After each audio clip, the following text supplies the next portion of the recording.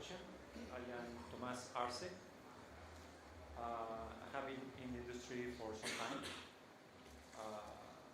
Some companies you guys may know, Electronic Arts, Midway, Disney, DSQ, among others.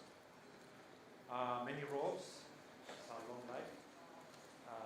For my own company as a CEO, CTO, technical director, and as a lead.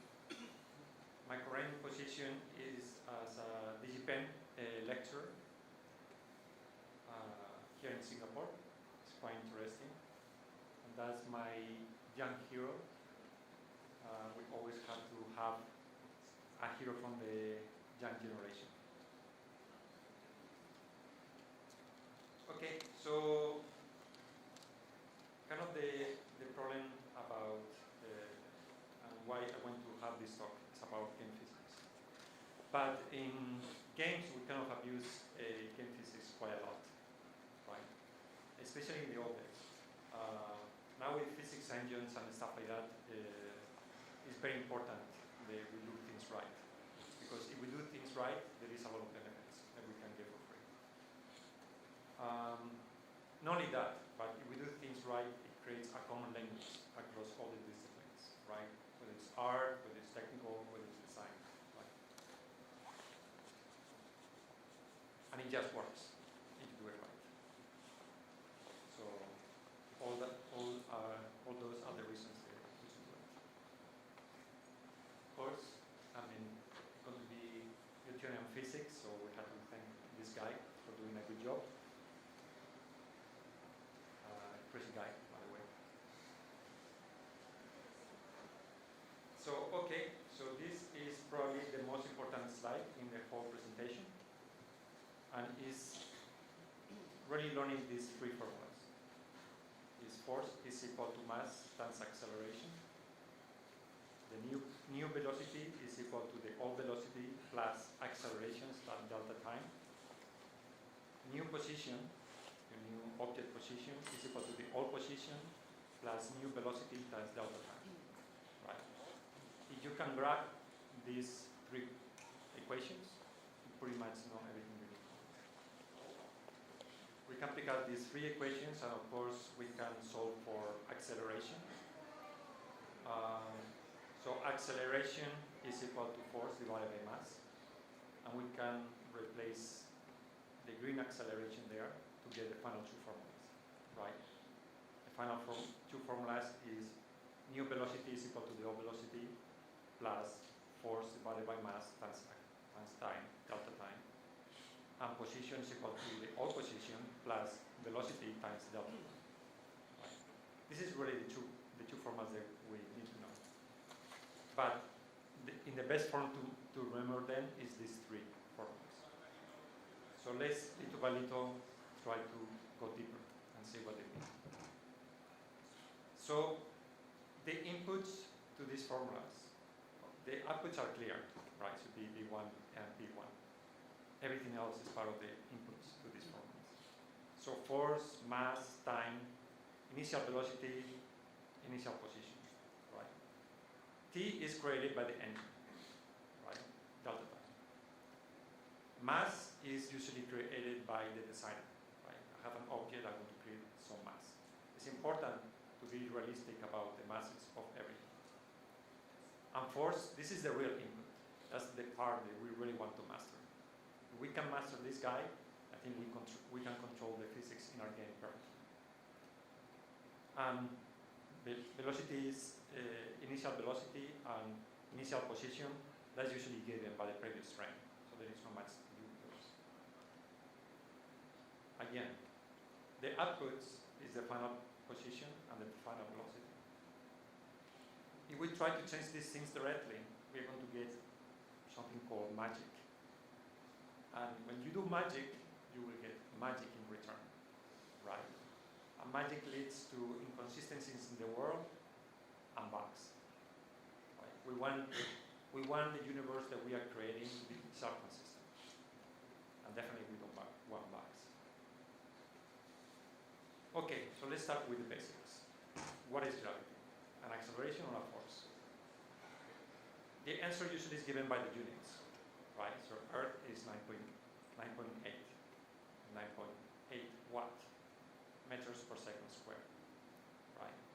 So if we pick up these two formulas that we have above in green, right, and we replace big one, the value of big one, into the formula at the bottom, we will have something that says the final position is equal to the initial position plus velocity times delta time plus accelerations and delta time, etc. Right? If we start replacing all those units, so position is in meters, initial position is in meters, velocity is in meters per second. Right? What is acceleration? Acceleration is meter per second squared, and then delta time is just second per second. Right? So if we start removing, canceling things out, you will find out the first second gets removed with the second is multiplied there, right? And the other 2 seconds with the other 2 multiplications. So at the end we are left with just meters everywhere. That's how you know we are in the right space, in the space of just meters, right? So that's how we know this is correct. The gravity in fact is an acceleration and not a force.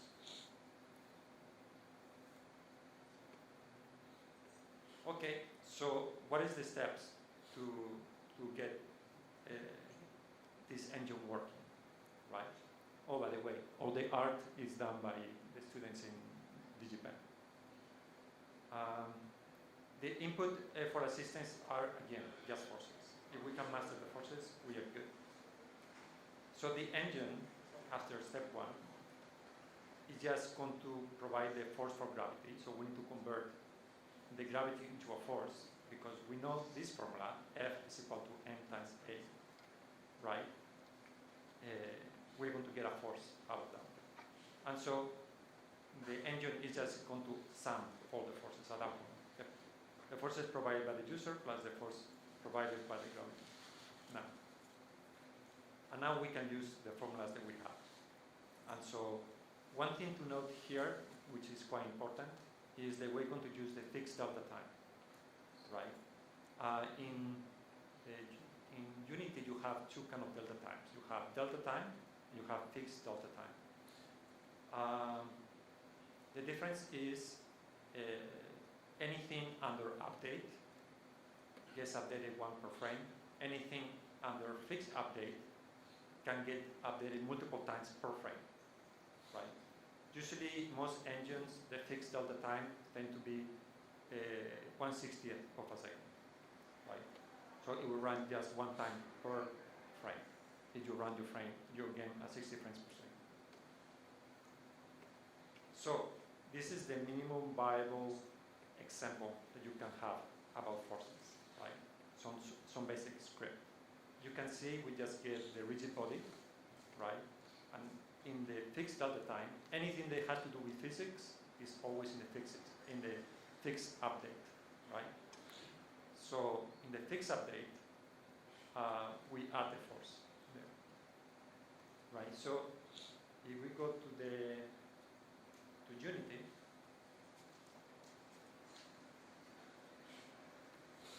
and we run that example, you can see that we just have that cube using a force going up, right?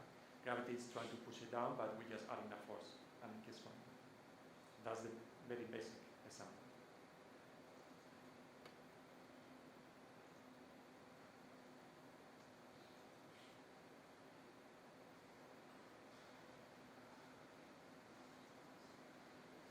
All right. So Unity provides this function called add force, and it takes a vector, which is the force, and it takes a mode, right, and a num, which is the mode of the force.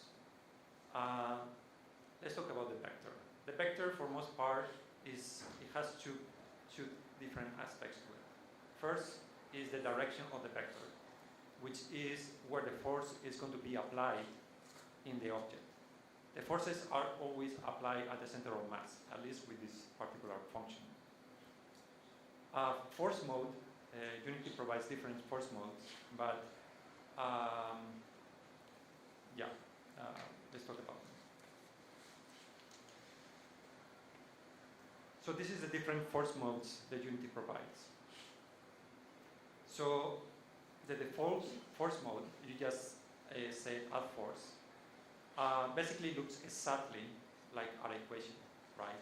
New velocity is equal to the old velocity plus force divided by mass times fixed delta time, right? Exactly like a previous formula. In fact, the formulas that we have in the upper right, right? Now, you use impulse. Really, what Unity really wants to do is to say that the velocity is equal, the new velocity is equal to the old velocity plus force divided by mass, right? So what is time? Time is gone, right? That's what Unity wants to say. Time is gone. It's just an impulse. Time is irrelevant. So if we want to do that without passing that mode into the add force function, we can just divide it by the fixed delta time. This concept of getting what we want out of these formulas without having to go through the modes is very, very important, because this is where we are showing that we can understand these functions deeply, right?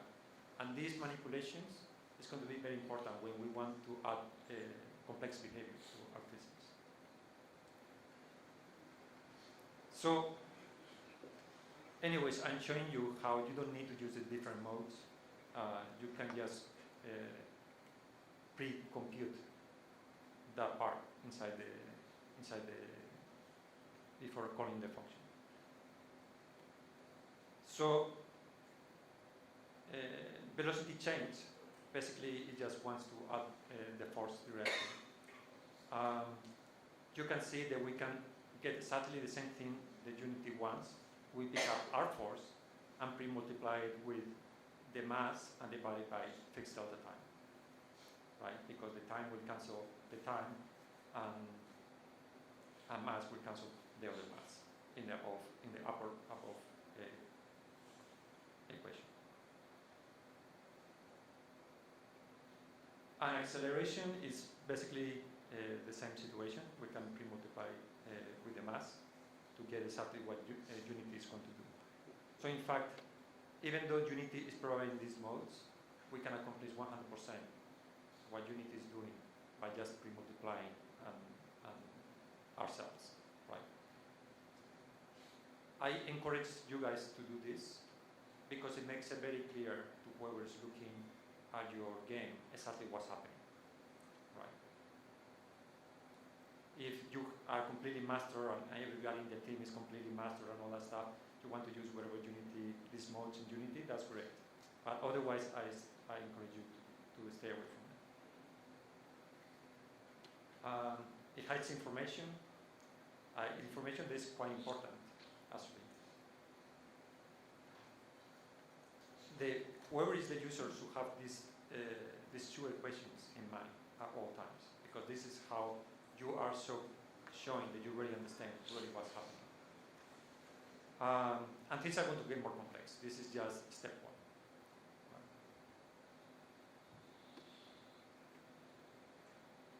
Okay, so let's talk about physics for characters. So it's very important to simplify your characters so the physics system can operate them done well, basically. But even though you want to simplify them with a capsule or a sphere or things like that, it's important not to lose sight of the original purpose, right? Or your original character.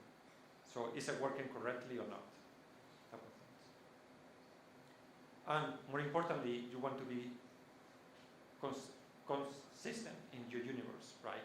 So the gravity, for instance, in the world should affect him just as much as the rest of the universe, right? So there is no special gravity for him and special gravity for everything else. At least at the base. Maybe he has a superpower, he can do weird stuff, but in the base case, he should be just an object like everybody else. So things that you want to have in mind is, for instance, how heavy is he versus how heavy is other objects in the world, right? So let's talk about collision shapes. Some of our students like to use boxes, for instance, for collision shapes. I strongly disencourage this for two reasons. Number one is you want to have smooth shapes. When you have small bumps in your terrain, if you're using a box, any small bump from a board's perspective means it's a big barrier, right? So objects will get stuck there quite easily. Also, when there is an object colliding like two characters passing each other, right? It's very, if you are a box or you're passing a corner very close to each other or something like that, it's very easy for the box to hit the corner and get stuck, right? So you want your character to be, generally speaking, slippery, right? So the best primitive for that usually tend to be a capsule. So boxes, yeah, for most part are poison. You will hit random bags or what appear to be random bags, pattern bags. All right, so make sure you set your mass. So in many games, there is no rotations for character. So this is the rigid body component in Unity. So we're going to freeze all the rotations. So we're going to do that ourselves. So the capsule doesn't fall over or any weird things like that. And the collision detection, you can keep it discrete, but it's better to be, if it's the player, it's better to keep it continuous because it's the most important physical object that we have in our simulation, right? So even though it's more expensive from a physics perspective, you want the maximum fidelity for the most important character in your game.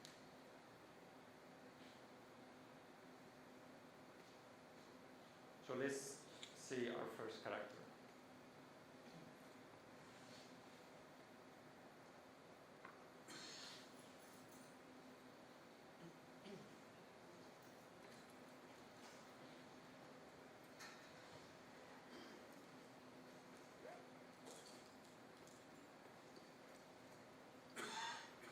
So nothing special. It's a capsule that we can place left and right, forward and backwards.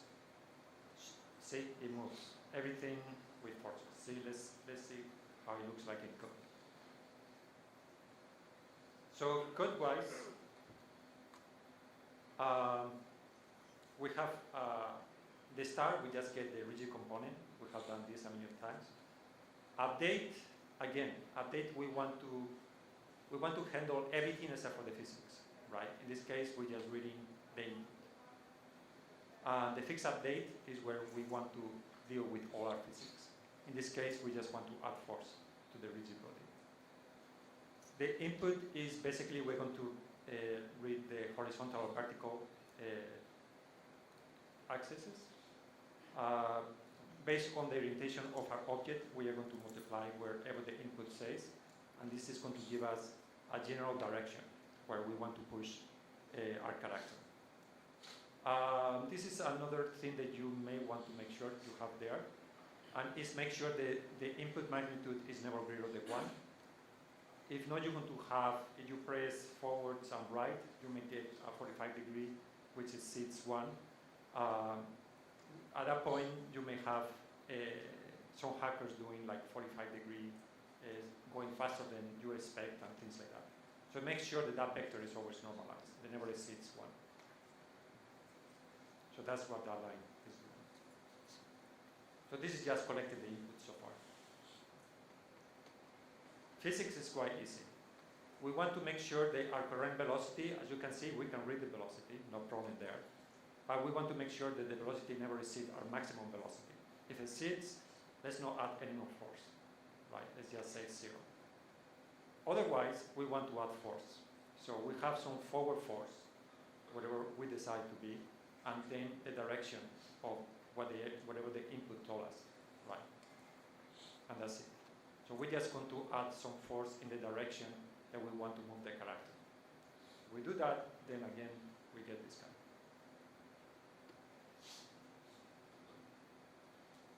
Right? So this is our basic character in the world. One thing that you will notice is it takes some time for it to slow down. And before I remove my key, right, me pressing the key, and it's still moving, right? So this is a common problem. The people find it, why they don't want to use forces. Because it's like, hey, so how can I stop this guy? This guy just keeps moving. I just wanted him to move a little bit. I feel like I don't have control over my character.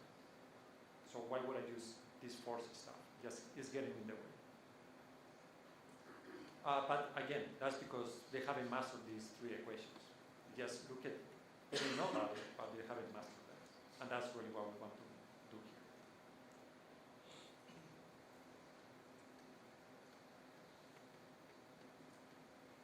So the next level is we want, for instance, the guy to jump. You know, we have our forward, backwards, left and right, but the next cool stuff to do is to make sure that we can jump. This is another typical problem that people do.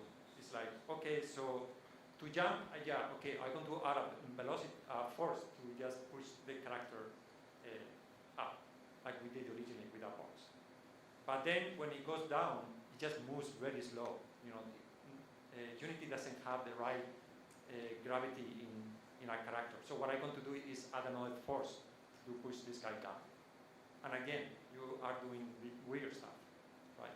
That is not what happens in reality. Everything falls exactly based on gravity. No, there is no special forces for everything, right?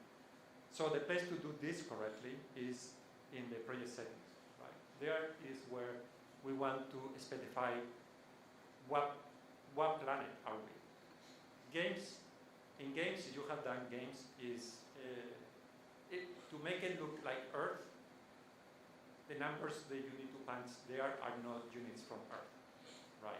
They're magical numbers, right? That makes it look good, right? So baseball players may be throwing balls at 300 miles per hour and crazy things like that, right? They're not 100% realistic, but they look good, right? So the same thing with this. If you want the character to spend less time in the air and fall faster, like Mario tend to do, then you want to add gravity in your universe, right?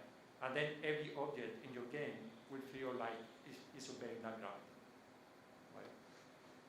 And then if the player pushes a box out of a cliff and then he jumps, everything looks perfect, right? Everything looks like you expect.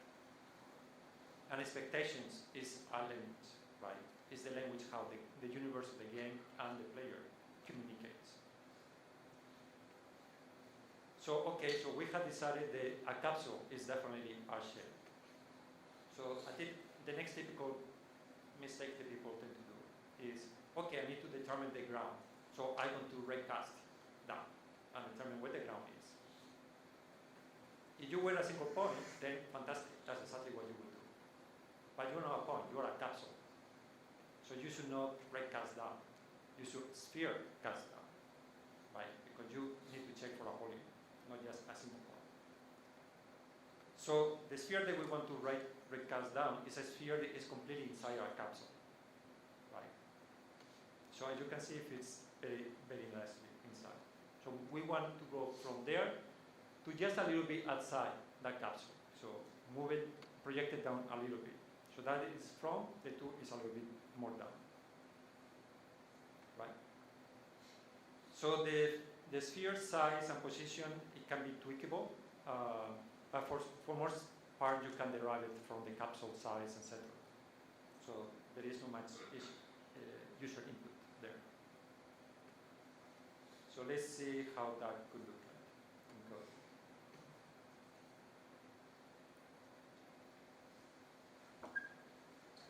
So code-wise, we want to get the Capsule Collider.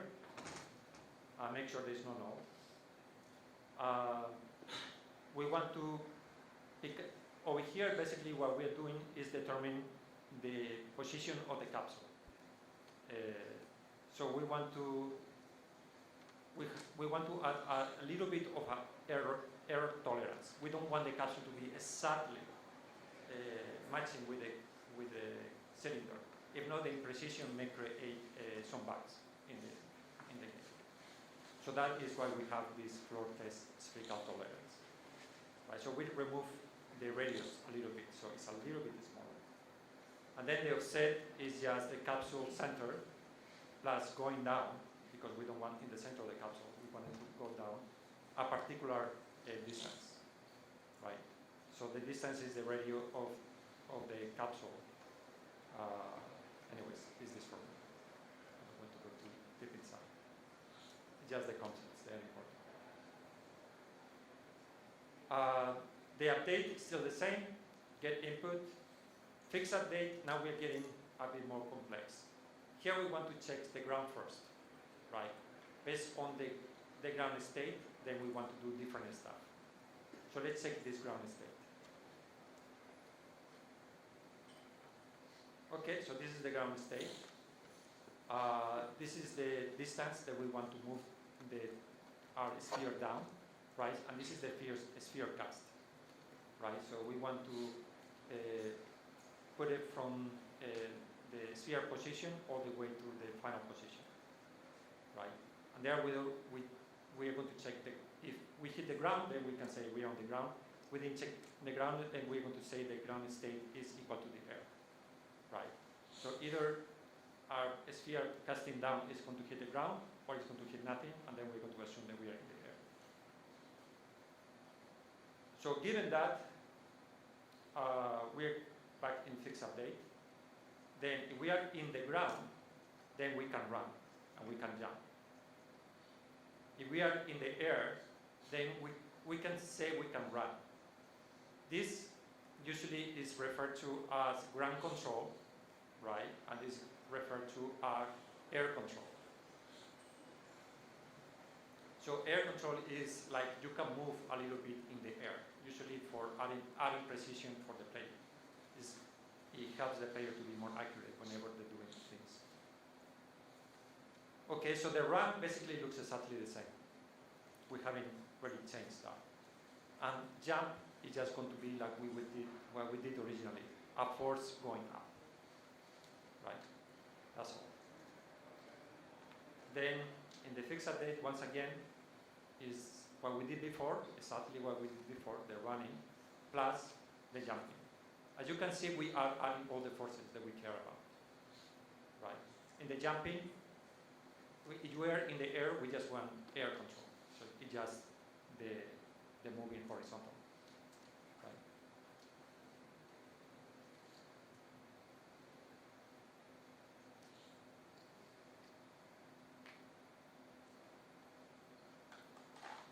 Okay, so now we have a character that is going to behave pretty much like you would expect, right?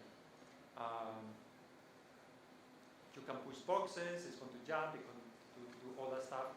We feel like we still don't have a lot of control about it. Like it's not stopping as fast as we would like.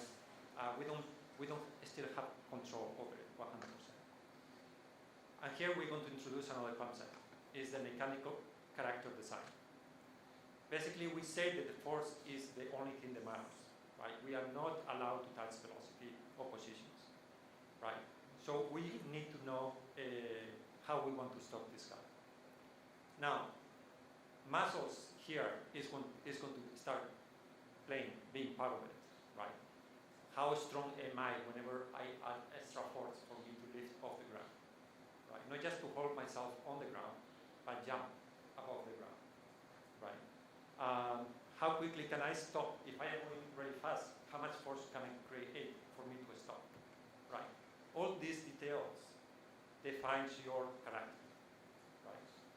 If you do these forces correctly, basically you mechanically design your character correctly, again, the rest of the universe will play gracefully with him.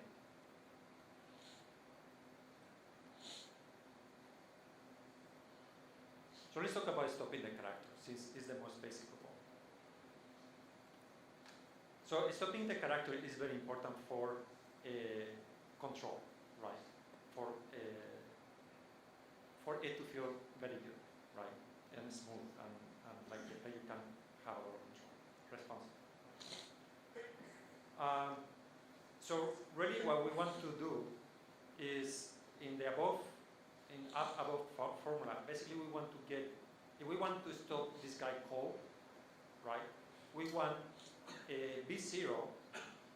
B1, to be equal to 0, right? We want to stop this guy flat out, right? So somehow the rest of the variables on the right need to kind of work themselves out to make B1 equal to 0. So So the guy will stop cold, right?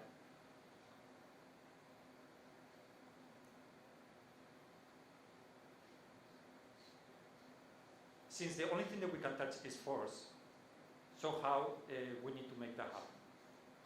So the only thing we have control over is F divided by M times T. Right? So let's add some force.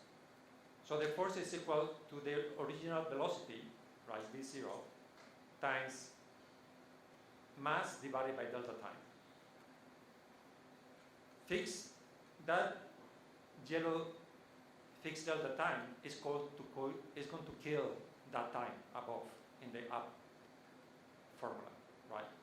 Rigid body is going to kill that M from the up formula as well, right? So we are done with the force.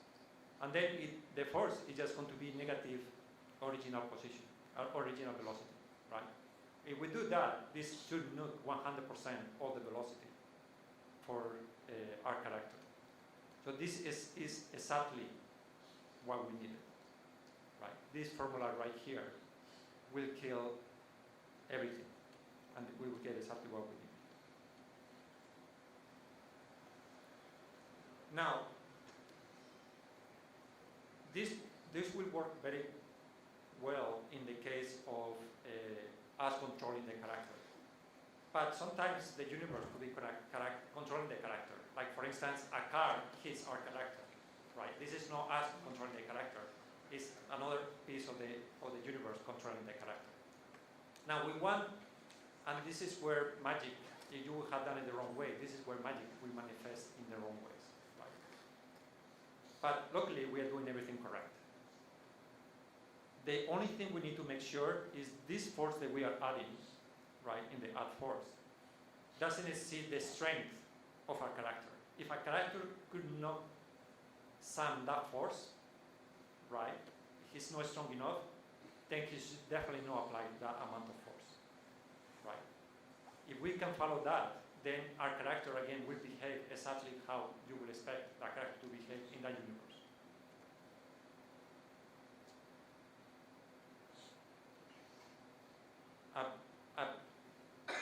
A simple example could be going up the ramps, right? You may have ramps that are 30 degrees, 40 degrees, 50 degrees, right? Sometimes we want to add limitations to our character.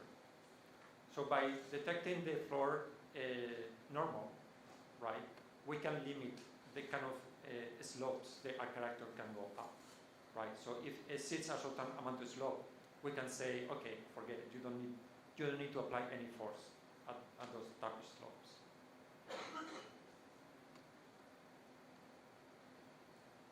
So again, we have move control, air control, slide control, climbing control. We can add many kinds of controls, right? They all require to be in a particular mode, like we were showing before. If we are touching the ground, then we can use the move control, right? If we are in the air, it's a different control. It's the air control. Right? If we are driving a car, it's a different thing. If we are climbing, it's a different thing, right?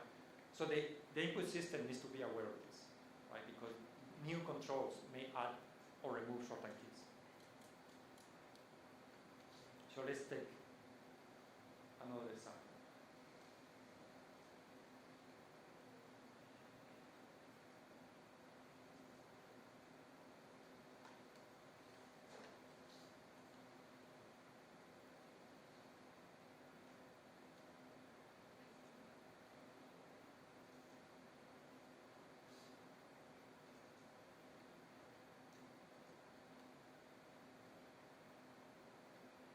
Okay.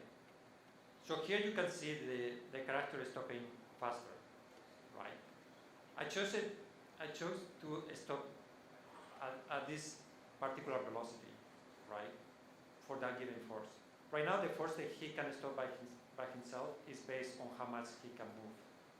I could make him stop faster if I wanted to. In fact, I can stop him immediately if I wanted to. But I just chose that particular force. So,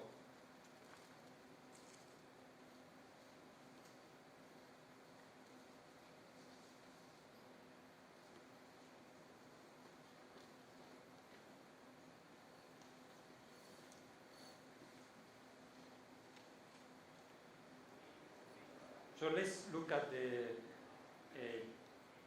ground control, the detecting the ground, sorry. So the ground mode, now we have sliding. Basically, he's touching the ground, but in the grease they are very, very steep, right? He's going to be sliding, right? If the normal is too steep, respect to our character, we want him to be in the sliding mode, right? You can see some games that have a slide control, as they're sliding through the environments and stuff like that. Now, if the angle is not too steep, meaning he's not sliding, then we can still say that he's on the ground, right? And if our sphere didn't touch anything, then we can still say that he's in the air. So that is going to be the different modes that right now we are allowing.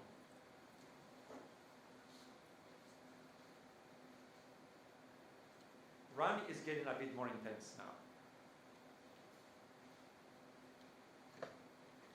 So basically over here we are saying if we are on the ground and basically we have some input.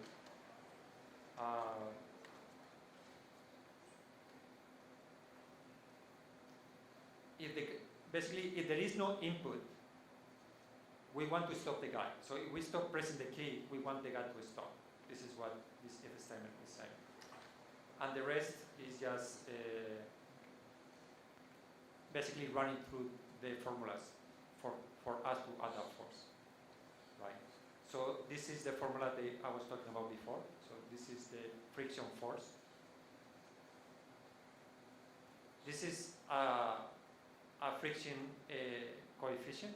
If it's 1.0, it will stop it immediately, right? Because it's exactly the same force, the same formula that we talked about. If we say, okay, maybe we want a certain percentage, we can add that. So this is more depends on the programmer type of thing. And here, basically, we are determining whether this force that we are adding at the end is exceeding the maximum amount of force that our character is able to master, right? If it exceeds that amount, we are going to make sure that it doesn't, right? We're going to normalize it and make sure that we only add up to that maximum force to stop our character, right? So if a car is going to try to run him over, the car is still going to be able to push him out of the road, right? No problem. From the point of view of him moving forward, again, we want to make sure that, for instance, he doesn't exceed the maximum velocity. And to make sure that he doesn't exceed the maximum velocity, we are going to run through all our formulas to make sure that he doesn't, to compute the final new velocity and make sure that new velocity doesn't exceed our maximum velocity, right? And with that, basically we are going to add the force that he needs.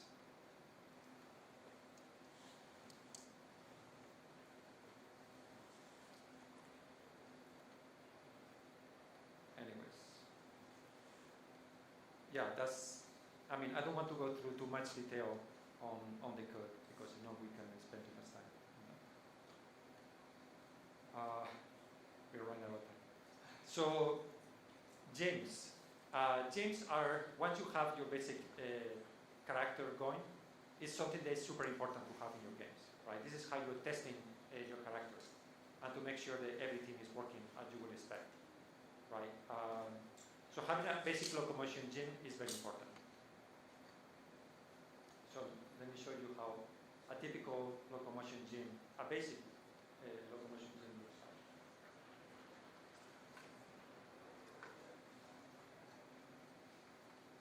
So this is a basic locomotion gym.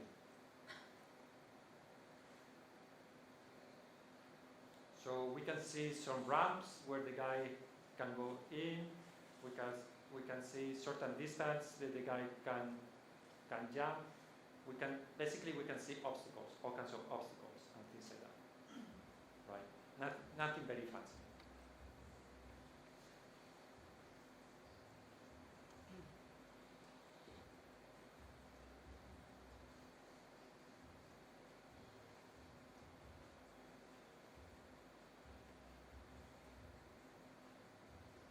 Okay, so here we want to introduce a new concept.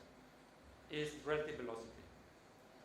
So far we were stopping our character giving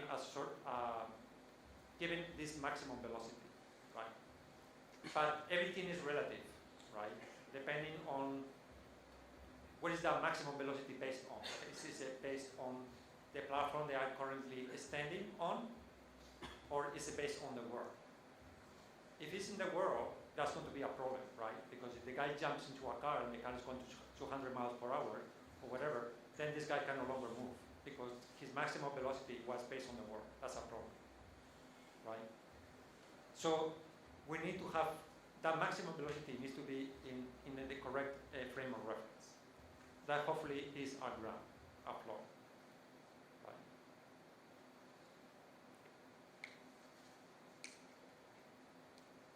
So any object that is going in the same direction at the same velocity represents the same frame of reference.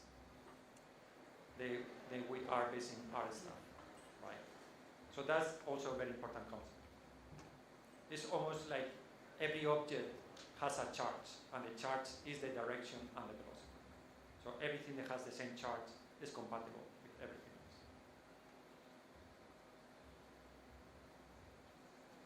So our correct ground, therefore, is going to be a local reference.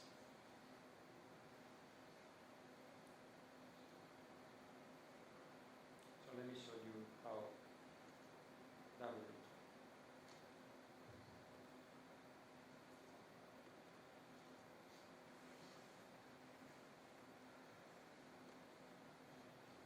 So this is our guide, pretty much the same code as before.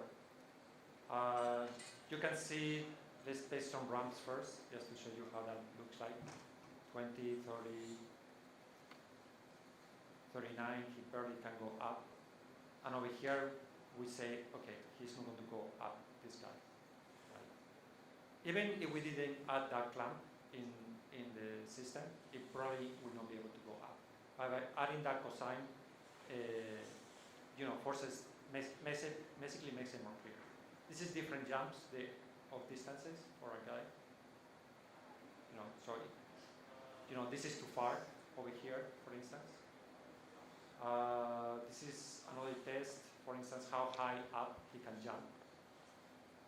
So vertical jump, type of stuff, and so on and so forth. Another thing we may want to add is these things. These things is based on the weight of our character, right? This character weighs, I think it was 75. So this 77, if I jump on top of it, it can go down, but then it will push me up. Things that can lift about 86 kg, I cannot push it down, right? Because my character is not heavy enough. So anyways, this is how a gym is. For instance, this is the height for my character. What is the tallest thing? These platforms are also done with forces. Everything moves with forces, right? So this is, for instance, my relative ground. Now, I should be able to do everything I was doing on the normal ground in this platform, right? So this is why knowing a reference frame is very important. So this is a typical situation. In most games do elevator moving platforms. This is how you can know whether they're using forces properly. What will happen at this point? Right, it will happen exactly what you would expect. The elevator is pushing down, period, right? Our guy doesn't go up through the elevator or any weird stuff like that, okay?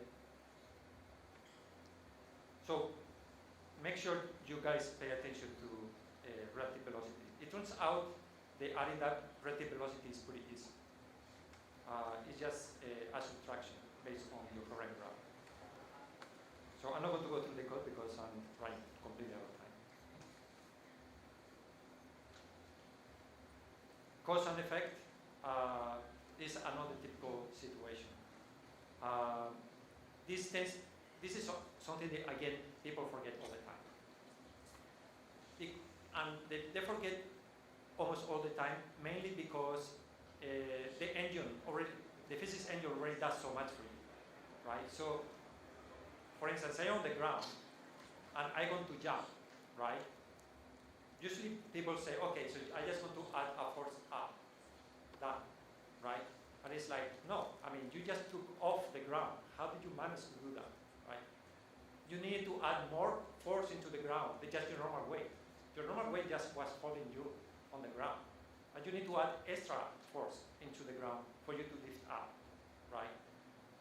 You need, by adding that extra force into the ground, you know, all of a sudden you will have like moving platforms or things that you are interacting with in the ground behave slightly different, right? Even platforms that you put on the ground and usually you just move on top of it, you add the additional force as you move. Like if I move forward, I am adding force in the opposite direction, right? So if you add those forces, you will see part of the ground reacting in the ways that you think the universe really reacts. So all these details, again, you keep thinking in forces, in all that stuff. Little by little, you are making your universe more and more consistent. And you're getting more and more of the results the players expect, right?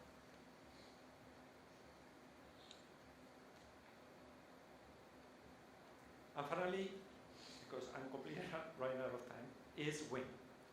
You know, so we are like fish. This is another typical thing that people forget, right? I mean, we don't tend to see the atmosphere, right? We cannot forget about it completely, right? But atmosphere is very important, right? I mean, have you seen like GTA, for instance, when he goes inside the car and then he leaves the door open and then the door is just kind of moving like semi-randomly? You would think like, shouldn't the wind be pushing that door closed or something? That doesn't kind of make sense. Those things kind of get you out of the game, right? And that is because they forget about the atmosphere, about the wind, right? So actually, it's not very hard to deal with the wind. So this is the question for drag force, right? So you can see D is for drag force. Drag coefficient is how much friction is in your surface, right? Air density and area of the surface, basically how much of your object, the area of is colliding with the wind directly, right? And then is the BW is the wind velocity minus your current velocity, right? So we can pick up that formula and super simplify it. You can say the drag force is equal to our velocity, relative velocity, and the object area, half the area, because like a light, if the wind is coming over here, in the back of my head there is not much wind. It's interfering with me moving forward, right? So it's like a light.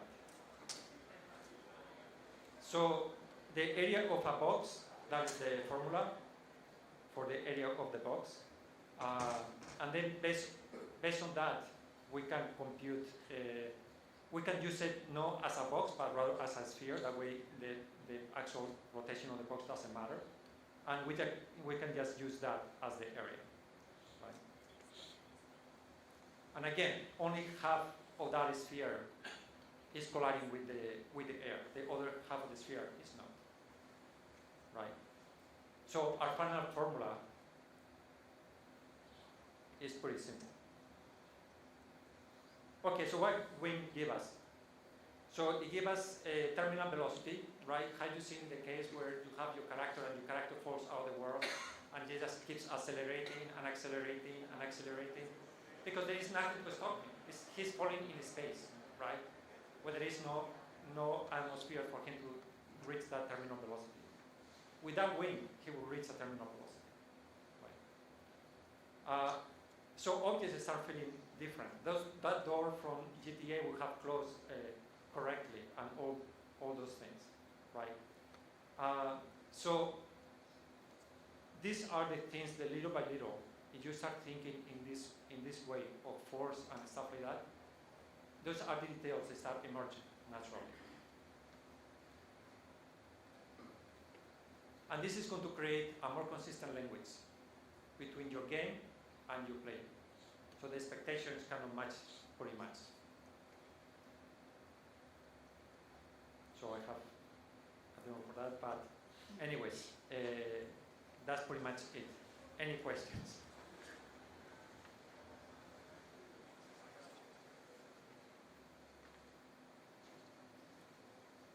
How did you implement the platforms you push by the way? It didn't push down until you jumped on it? Yeah, so the platforms are also floating there because I added in a force, right? For instance, the up and down platform was going up because I was applying a force to it, and they were going down not because I was applying a force, but because I stopped applying the force. And in fact, I still was applying a force just like a regular elevator, just so it doesn't keep accelerating like crazy, right? So it was holding down. The reason why it was sort of ignoring whether the player was on top of the platform or not, or how much force I needed to add, that didn't change, is because it's like an ant. If an ant jumps on top of you, you don't go like, oh shit, this is really heavy, right? You just say, well, it's an ant. It doesn't change anything or how much force, anything I'm doing. It's just so tiny that I can just ignore it. So you make the platform so heavy so that the force that you're adding is so strong that whether the player is there or not, it basically doesn't change anything. Right? So then you can have moving platforms, you can have anything you want, and everything is fine.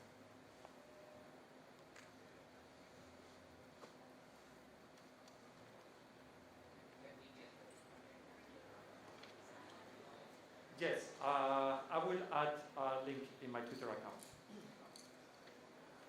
And give it to Unite as well, so you guys can. Any questions? Nothing else? Okay, we're done. Thank you guys.